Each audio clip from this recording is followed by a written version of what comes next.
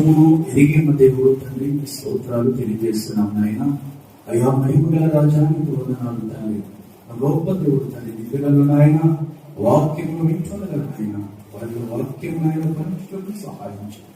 మీరే సమస్తమును జరిగించమని మహిమను పొందమని సమస్త మహిమాను ఘనత ప్రభావానికి అనిపిస్తూ యేసయ్య నామం పేరిట ప్రార్థించి వేడుకుంటున్నాను తండ్రి.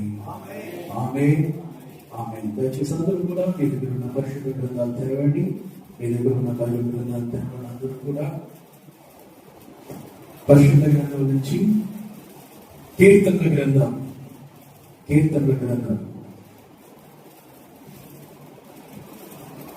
20వ కీర్తన 5వ వచనం.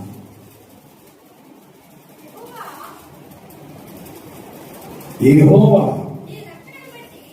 నీ రక్షణను బట్టి మేము జయోత్సాహము చేయుచున్నాం. మా దేవుని నామమును బట్టి మా ధ్వజము ఎత్తుచున్నాం. చదవండి.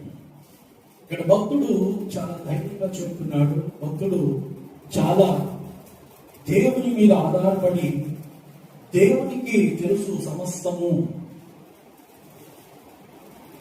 దేవుడు సమస్తముని వెలిగిన వాడు కాబట్టి ఎవరి ద్వారా ధైర్యాన్ని తెచ్చుకొని మాటలు మాట్లాడుతున్నాడంటే, యెహోవా నీ రక్షణను బట్టి మేము జయోత్సాహము చేస్తున్నాము అంటే సంతోషిస్తున్నాం. ఎవరిని బట్టి? మీ రక్షణను బట్టి, మీరు మాకు ఇచ్చిన రక్షణను బట్టి, మీరు మాకు ఉచితంగా అనుగ్రహించిన రక్షణను బట్టి మేమేం చేస్తున్నాము? జయోత్సాహము చేస్తున్నాము. అంటే రక్షణ అనేది ఎంత విలువైనది అనేది మనం గ్రహించాలి.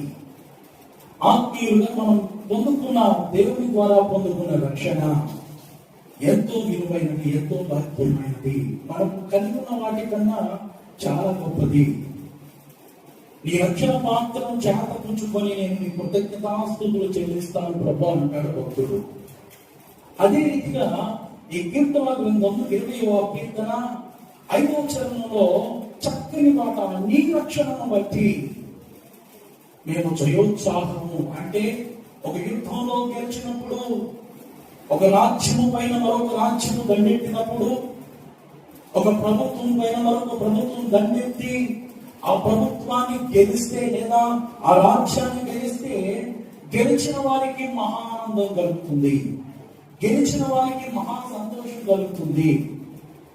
ఏదైనా పరీక్షలో పాస్ అయినప్పుడు విద్యార్థులకు చెప్పలేనంత ఆనందం, ఏదైనా మంచి మార్కులు వచ్చినప్పుడు చెప్పలేని ఆనందం. అయితే ఇక్కడ భక్తుడు ఎవరి ద్వారా జయోత్సాహం చేస్తున్నాడు, ఎవరి ద్వారా ఫలాన్ని పొందుకుంటున్నాడు, ఎవరి ద్వారా ధైర్యపరచబడుతున్నాడు? నాకు నా దేవుడు ఉన్నాడులే అన్న ధైర్యంతో ఒక చక్కని మాట, జయోత్సాహము చేస్తున్నామయ్యా. ఎవరిని బట్టి? మీరు అనుగ్రహించిన రక్షణ. వాక్యం ఇచ్చిన దైవ సంగమా, నీ జీవితంలో నా జీవితంలో పొందుకున్న రక్షణ చాలా విలువైనది. ఆ విలువైన రక్షణను మనం కాపాడుకోవాలి. దేవా నీవు నాకు ఇచ్చిన ఆత్మ నేను కాపాడుకుంటాను. దేవుడు చాలా మందికి తన ఆత్మను అనుగ్రహిస్తాడు. చాలా మందికి అంటే అర్థం, కొంతమందికి ఇవ్వడం లేదు, అందరికీ కూడా తన ఆత్మను కుమ్మరిస్తాడు. అయితే కొంతమంది దేవుని ఆత్మను పొందుకోవడానికి వారు దేవునికి ఏంటంటే, ప్రభువా నీ ఆత్మతో నన్ను నింపు అనే అడిగే క్రమంలో చాలా మంది ఏం పొందుకోలేకుండా ఉంటారంటే దేవుని ఆత్మను, దేవుని అభిషేకాన్ని పొందుకోలేకుండా ఉంటారు. అయితే ఆయన అందరికీ రక్షణ కలుగజేసేవారు. బైబిల్ గ్రంథంలో రాయబడింది కదా, యేసు క్రీస్తు ప్రభువారు అందరికీ ప్రభువు, ఒక్కరికి కాదు అందరికీ. అయితే భక్తుడు ఈ మాటలు చెప్పడానికి గల కారణం ఏంటి? అయ్యా నీ ద్వారా మేము జయోత్సాహం చేస్తున్నాము, మా దేవుని నామమును బట్టి మా ధ్వజము ఎత్తుచున్నాము. ఎవరి ద్వారా? ఎవరిని బట్టి? బైబిల్ గ్రంథంలో అపోస్తలుడైన పౌలు గారు హెబ్రీ పత్రిక రాస్తూ ఉంటాడు, కాబట్టి మీ ధైర్యాన్ని విడిచిపెట్టకండి. ఏమంటాడు ఆయన? దేన్ని విడిచిపెట్టకండి? ధైర్యాన్ని. అంటే ఇక్కడ 5వ చరణంలో చాలా చక్కని మాటలు ఉన్నాయి. ఆ కిందకు వస్తే నీ ప్రార్థనలన్నీ యెహోవా సఫలపరచునుగాక. గట్టిగా స్తోత్రం చెప్పండి. రెండు చేతులు పైకి స్తోత్రం చెప్పండి. ఎవరు చేసిన ప్రార్థన, ఎవరి కొరకు చేసిన ప్రార్థన, ఇక్కడ రాయబడిన మాటను మనం గమనిస్తే నీ ప్రార్థనలన్నీ ఒకటి కాదు. నువ్వు ఎన్నైతే దేవుని సన్నిధిలో మొదలుపెట్టావో, ఎన్నైతే నువ్వు దేవునికి ప్రార్థన చేశావో అన్ని ఏం చేయబడాలి? సఫలం అవును గాక. అనే చెప్పండి గట్టిగా, గట్టిగా చెప్పాలి, గట్టిగా చెప్తాం. ఆమె ఈ రోజున నీవు చేసిన ప్రార్థన, నేను చేసిన ప్రార్థన సఫలమగును గాక. మనం ఎన్నో సంవత్సరాల నుంచి మొదలుపెడుతూ ఉన్నా, ప్రభువా ప్రభువా ప్రభువా. ఏంటి నాయన? అనేక ఆత్మలు రక్షించబడట్లేదు. రక్షించబడిన వారు సైతం లోకంలో కలిసిపోతున్నారు. రక్షించబడి దేవుని ప్రేమను రుచి చూసిన వారు సైతం లోకంలో కలిసిపోతున్నారు. అనేక ఆత్మల కొరకు, దేశం కొరకు మనం ప్రార్థన చేస్తాం. అనేక ఆత్మలు రక్షించబడాలి. అయితే ఈ రోజున దేవుని మాటగా చెప్తున్నాను, నువ్వు ఏదైతే దేవుని చిత్తానికి లోబడి చేసిన ప్రార్థన త్వరలోనే నా దేవుడు నీ జీవితంలో, నా జీవితంలో, మనందరి జీవితంలో సఫలము చేయకుండా. అని చెప్పండి. ప్రార్థన అంత విలువైనది. ఈ రోజున మనం చేసిన ప్రార్థనకు కొన్ని కారణాల వల్ల జవాబు రాకపోవచ్చేమో. అయితే ఈ రోజు చేసిన ప్రార్థన లేదా గత కొన్ని దినాలుగా చేసిన ప్రార్థన ఎవరి దగ్గర ఉందంటే నీవు నేను సేవిస్తున్న దేవుని దగ్గర ఉంది. మనం చేసిన ప్రార్థన మనం మర్చిపోతాం. మనం ఏదైతే ప్రార్థన చేసామో చేసిన సమయం గుర్తుండదు, చేసిన టైం గుర్తుండదు, చేసిన రోజు గుర్తుండదు, చేసిన నెల గుర్తుండదు. అయితే నీవు నేను సేవిస్తున్నా దేవునికి సమస్తము తెలుసు. ఎప్పుడు ఏ ప్రార్థన ఎవరి గురించి చేశామో, కొంతమంది తన బిడ్డలు మార్చబడలేదని ప్రార్థన చేస్తారు. ఆ ప్రార్థన కూడా దేవుని సన్నిధిలో ఉంది, అది ఎక్కడికి పోలేదు. ఒక రోజున ఏం చేయబడుతుందంటే ఆ ప్రార్థనకు చాలా వస్తుంది. గట్టిగా ఆమె చెప్పండి, ఆమె చెప్పండి. దేవుని సన్నిధిలో చేసిన మొర ఎక్కడికి వెళ్ళిపోదు. అలాగే గృహాల్లో చాలా మంది మొరపెడుతూ ఉంటారు. గృహాల్లో చాలా మంది తమ పనులను ముగించుకొని దేవునికి సమయాన్ని కేటాయించి చాలా మంది మోకరించి ప్రార్థన చేస్తూ ఉంటారు. అటువంటి ప్రార్థనలు ఎక్కడికి పోవు, ఆ దేవుని సన్నిధిలో ఉన్నాయి. అవి త్వరలోనే మీకు సమాధానం కలుగును గాక, త్వరలోనే అవి సఫలమగును గాక. ఇక్కడ భక్తులు చెప్తున్నాడు, యెహోవా నీ రక్షణ బట్టి. ఆ 21వ కీర్తన మొదటి చరణంలో చక్కని మాట ఉంది. ఆపత్కాలమందు యెహోవా నీకు ఉత్తరమిచ్చును గాక. ఏ కాలం అంట? ఏ కాలం? కాలాలు ఉన్నాయి, అలా తొలగిపోతుంటాయి. సమయం చాలా త్వరగా గతించిపోతుంది. అయితే ఆపత్కాలమందు యెహోవా నీకు ఉత్తరమిచ్చును గాక. మన దేవుడు అన్ని కాలాల్లో మనకు సమృద్ధిని అనుగ్రహిస్తాడు, అన్ని కాలాల్లోనూ కాపాడుతాడు. అయితే ఆపత్కాలం అనే ఆ యొక్క కాలంలో, బరువైన కాలంలో, సమస్యల వలయాల్లో నువ్వు చిక్కుపోయినప్పుడు, నువ్వు మొరపెట్టినప్పుడు అంట ఏం చేస్తాడంట? నిన్ను విడిపిస్తాడు, నీకు ఉత్తరం ఇస్తాడు, నిన్ను బలపరుస్తాడు. గట్టిగా స్తోత్రం చెప్పండి. ఏంటంట? నిన్ను బలపరిచే దేవుని సన్నిధికి నువ్వు వచ్చావు. నిన్ను చేదరించుకునే వారి దగ్గరకు నువ్వు రాలేదు. నువ్వు ఎవరి దగ్గరకు వచ్చావో తెలుసా? నిన్ను బలపరిచే దేవుని దగ్గరకు నువ్వు వచ్చావు, స్థిరపరిచే దేవుని దగ్గరకు వచ్చావు, నీ కుటుంబాన్ని కట్టే దేవుని దగ్గరకు నీవు వచ్చావు. త్వరలో నీ ప్రార్థనన్నింటికి జవాబు వస్తుంది. నువ్వు ఏం చేస్తావో తెలుసా? నీ జీవితంలో జరిగిన అద్భుతాన్ని నువ్వు అనేకులకు చెప్పేవారుగా ఉంటావు. ప్రతి ఒక్కరు కూడా ఒక నిర్ణయాన్ని తీసుకోవాలి. ప్రభువా, నా జీవితంలో సమస్యలు తొలగిపోతే నిన్ను ఎరగని వారికి నేను నీ గురించి చెప్తా. తెలిసిన వాళ్ళకి కాదు, దేవుని సన్నిధికి వెళ్ళే వారికి కాదు. అయ్యా, నిన్ను ఎదురుగా నశించిపోతున్నారు కదా, వారి గురించి నువ్వు ఎంతో నీ దినమెల్లా నీ చేతులు చాపుతున్నావు కదా ప్రభా. ఆ సమస్య నుంచి విడిపించినప్పుడు అయ్యా, నేను నిన్ను ఎరగని వారి గురించి వారి దగ్గరికి వెళ్ళి నీ గురించి చెప్తాను. ఇటువంటి తీర్మానం మనకి ఎంతైనా అవసరం, ఇటువంటి ఆలోచన విధానం మనకు అవసరం. చాలా చోట్ల నేను వింటూ ఉంటాను, చాలా మంది ప్రార్థన అవసరం గురించి వాళ్ళు చెప్పలేరు. వారు అన్నులే, వాళ్ళు దేవుని ఎరగిన వారే. అయితే వారు కలిగి ఉన్న సమస్యను బట్టి వాళ్ళు అనుకుంటారు, ఎవరైనా మన దగ్గరికి వచ్చి తెలిసిన వాళ్ళు ఉన్నారు, అయ్యో నాకు తెలిసిన వాళ్ళు దేవుని సన్నిధికి వెళ్తున్నారు, వాళ్ళు వచ్చి మాకు ప్రార్థన చేస్తే బాగుంటుందేమో అనుకుంటారు, కానీ పైకి అడగరు. అయితే మనము ఆలోచన విధానాన్ని కలిగి ఉండాలి. దేవుని ఆలోచనతో వారిని చూసి అమ్మా మీ కొరకు మేము ప్రార్థన చేస్తామంటే వారి జీవితంలో ఏం జరుగుతుందో తెలుసా? మీరు వారిని దేవుని సన్నిధికి నడిపించే వారిగా మార్చబడతారు. గట్టిగా స్తోత్రం చెప్పండి. హల్లెలూయా, హల్లెలూయా. వాక్యం దైవ జనాంగమా, దేవుని బట్టి ధైర్యం తెచ్చుకుంటున్నాడు భక్తుడు, దేవుని బట్టి బలాన్ని తెచ్చుకుంటున్నాడు.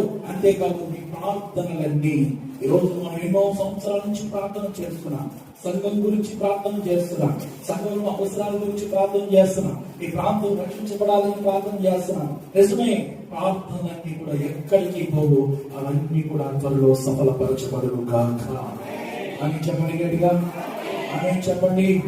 అబ్రహాము విశ్వాసులకు తండ్రిగా పిలువబడుతున్న అబ్రహాము జీవితంలో మనం చూసినట్లయితే దేవునితో నడిచిన వాడు, దేవునితో ప్రియ స్నేహితుడుగా ఎంచబడిన వాడు, దేవునితో మాట్లాడే అద్భుతమైన సహవాసాన్ని కలిగిన వాడు అబ్రహాము గారు.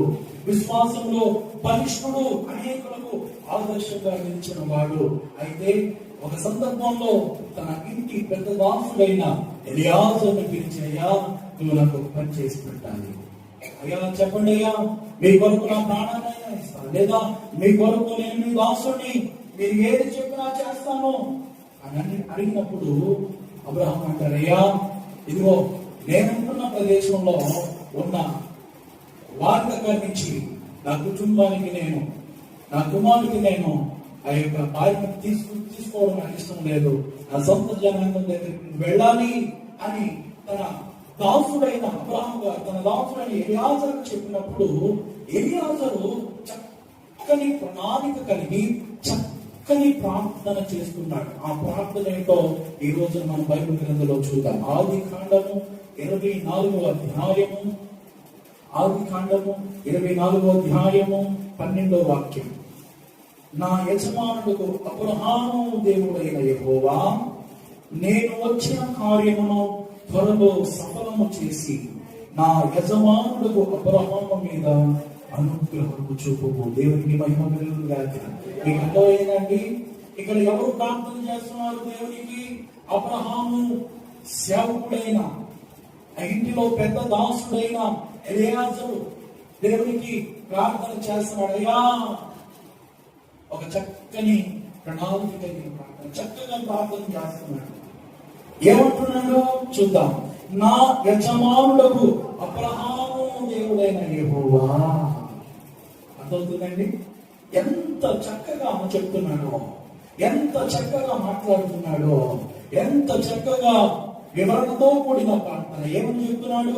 నా యజమానుడైన అబ్రహాము దేవుడైన యెహోవా, నా దేవా నేను వచ్చిన కార్యమును త్వరలో సఫలం చేయి. ఏంటంట?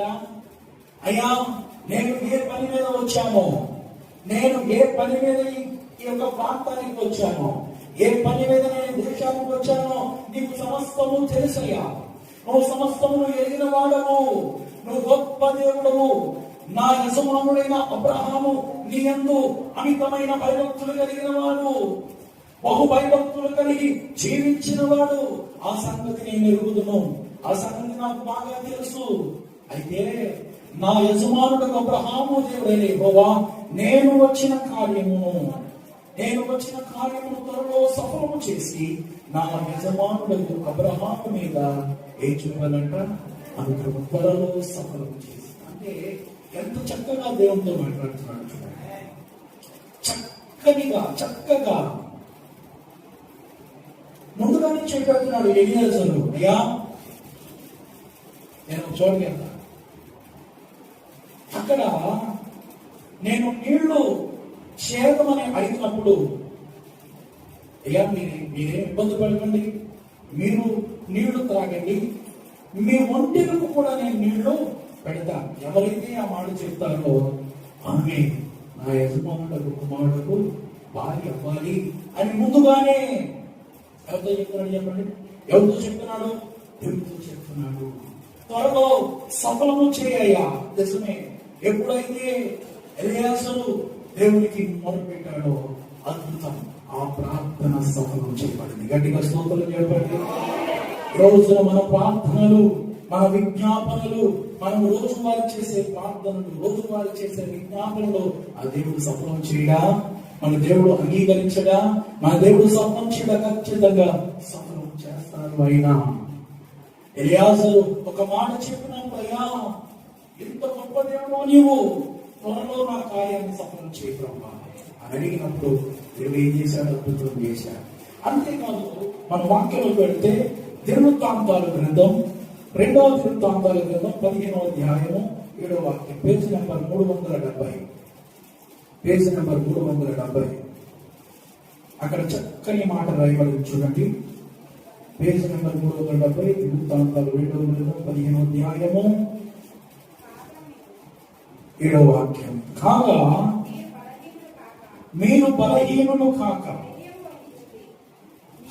మీరు బలహీనులు కాక ధైర్యం వహించుడి, మీ కార్యము సఫలమగును. 2 చేతుల పైకి గట్టిగా చేద్దాం. హల్లెలూయా, హల్లెలూయా. నువ్వు ఏమవ్వకూడదు?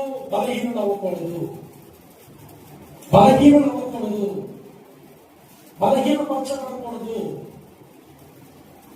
అయ్యో నా పరిస్థితి ఏంటిది? పరిస్థితి, ఈ పరిస్థితి నుంచి నన్ను విడిపించే వారెవరు? ఈ సమస్య నుంచి నన్ను విడిపించే వారెవరు? ఈ యొక్క స్థితిలో నుంచి నన్ను విడిపించే వారెవరు అని పేరు చెప్పాల్సిన అవసరం లేదు. ఎవరో తెలుసా? సర్వ సృష్టిని సృష్టించిన దేవుని యొక్క కుమారుడు, కుమార్తెవు. సో దేవుని వాక్యం, అక్కడ జనములు భయపడుతూ ఉన్నారు, వేదన పడుతూ ఉన్నారు. అయితే ప్రవక్త అయిన ఓదేదు ఎప్పుడైతే ఈ మాట ప్రవచించాడో వారందరికీ ఏమొచ్చిందంట? ధైర్యం. మీరు బలహీనం అవ్వద్దు. బలహీనమైతే జరిగేది ఏంటంటే, జరిగే అద్భుతాలు జరగవు. ముందుగా మీరు ఆత్మీయులుగా బలహీనపడకూడదు, బలపరచబడాలి.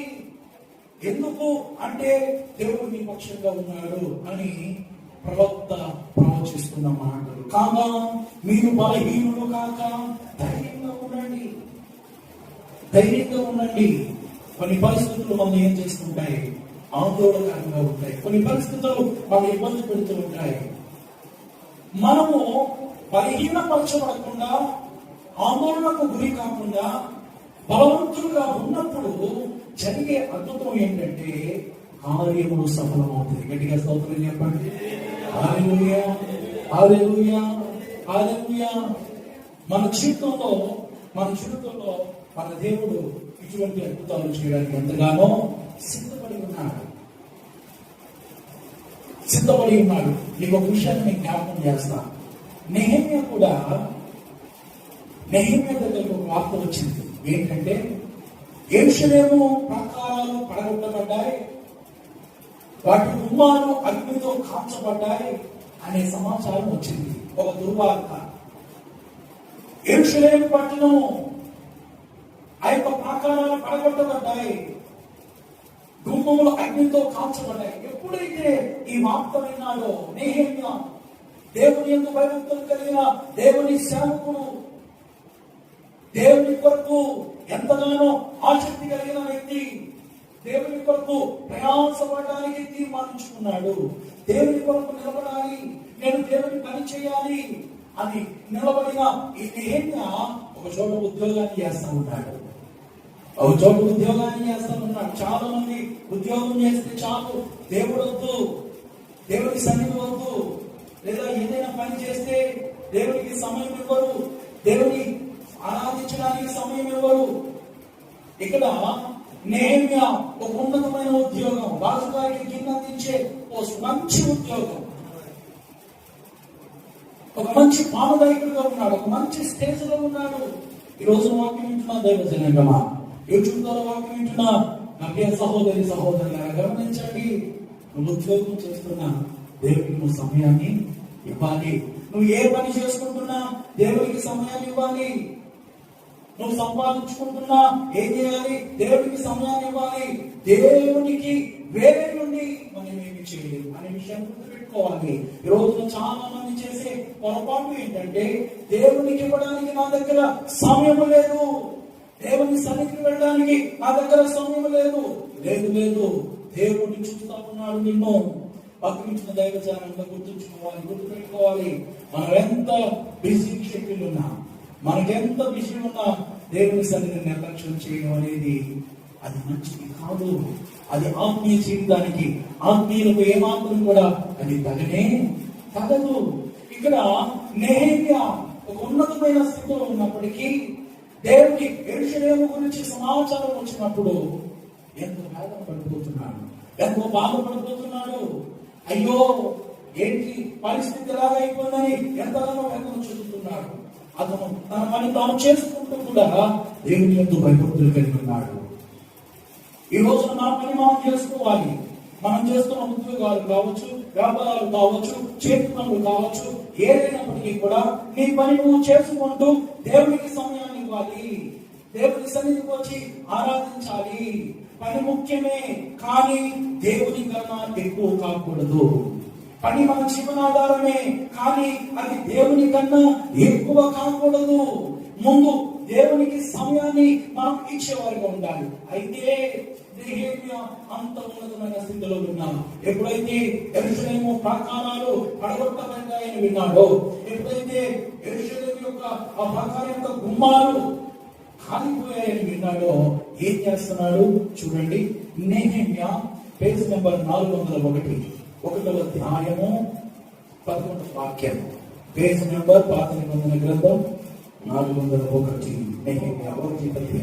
యెహోవా చెవియొక్కి నీ దాసుడైన నా మొరను, నీ నామమును భయభక్తులతో ఘనపరచుటయందు ఆనందించు నీ దాసుల మొరను ఆలకించి ఈ దినమందు నీ దాసుని ఆలోచన సఫలపరచి ఈ మనుషుడు నా యందు దయ చూపునట్లు అనుగ్రహించమని బతిమాలుకొనుచున్నాను అని ప్రార్థించితిని.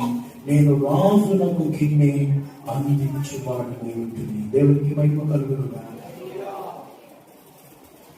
తన పని తాను చేసుకుంటున్న దేవుని పట్ల ఎంతో ఆసక్తి, ఎంతో దేవుని పట్ల ఒక మంచి ఉద్దేశాన్ని కలిగి ఉన్నాడు. ఎప్పుడైతే ఈ మాటలు ఆలోచించినాడు, అయ్యా నేను వెళ్ళాలి, నా ప్రార్థన ఆలకించయ్యా, నా విన్నపాన్ని ఆలకించు. ఏమంటున్నాడు చూడండి.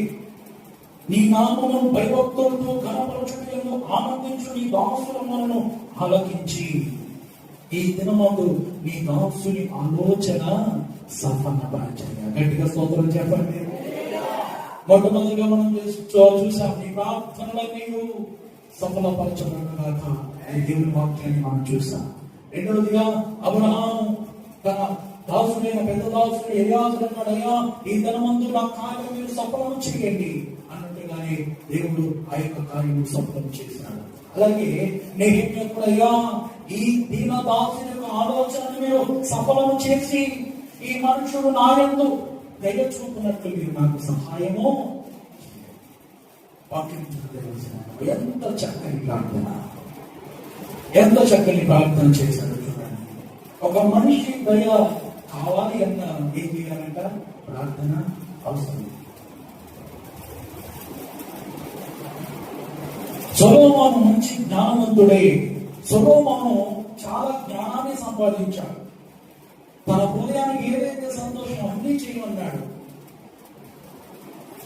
తాను అనుభవించలేని సంతోషం లేదు. అయితే ఆఖరి కంటాడు, సమస్తము వ్యర్థమే. దేవుని వాక్యం ఇచ్చిన దైవజనంగా ఈ రోజున చాలా మంది వ్యర్థమైన వాటి కొరకు పరిగెడుతూ దేవుని సన్నిధిని అలక్ష్యం చేస్తున్నారు. వ్యర్థమైన వాటి కొరకు పరిగెడుతూ దేవుని సంఘాన్ని, దేవుని సన్నిధిని అలక్ష్యంగా చూస్తున్నారు. అయితే అది ఏమాత్రం కూడా మంచిది కానీ కాదు. నెహెమ్యా భయభక్తులు కలిగిన జీవితానికి సాదృశ్యం. దేవుని కొరకు ఆరాటపడే వ్యక్తికి సాదృశ్యం. అతను అంటున్నాడు, అయ్యా నేను ఇక్కడి నుంచి బయలుదేరాలి, నేను ఇక్కడి నుంచి బయలుదేరి యెరూషలేముకు వెళ్ళాలయ్యా. ప్రాకారాలు పడగొట్టబడ్డాయి, నా వంతు బాధ్యత నేను చేయాలి, వెళ్ళాలి. ఇక్కడ మనం అర్థం చేసుకోవాల్సిన విషయం ఏంటంటే, మనం ఏ పనిలో ఉన్నప్పటికీ కూడా దేవుని యందు భయభక్తులను మనం విడిచిపెట్టడానికి వీల్లేదు. మనం ఎక్కడ ఉన్నప్పటికీ, ఎక్కడ పని చేసుకుంటున్నప్పటికీ, ఏది చేస్తున్నప్పటికీ కూడా దేవుని విడిచిపెడితే అదేం జరుగుతుందంటే రాను దేవునికి దూరం అవడం అనేది లోకానికి. ఈ లోక స్నేహం అంట దేవునితో ఏ కాలం చేస్తుంది? వైరం, గొడవ. ఈ లోక స్నేహం. ఈ లోకంలో చాలా మంది అనుకుంటారు సంతోషం ఉంది, ఆనందం ఉంది అనుకుంటారు. లేదు లేదు లేదు, కొద్ది కాలం మాత్రమే. దేవునిలోనే నిజమైన సంతోషం, దేవునిలోనే నీవు నేను ఆరాధిస్తున్న దేవుని సన్నిధిలోనే ఉన్నది నిజమైన సంతోషం.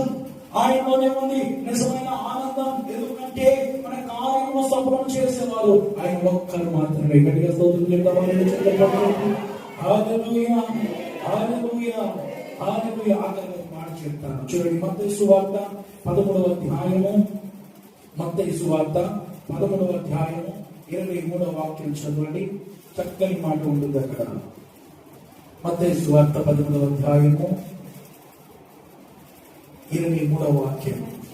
మంచి నేలను విత్తబడిన వాడు వాక్యము విని గ్రహించువాడు, అట్టి వాడు సఫలులై ఒకడు 100 ఒకడు 60 ఒకడు 30 ఫలించును. ఇక్కడ విద్వాను గురించిన ఉపమానం చాలా చక్కగా రాయబడింది.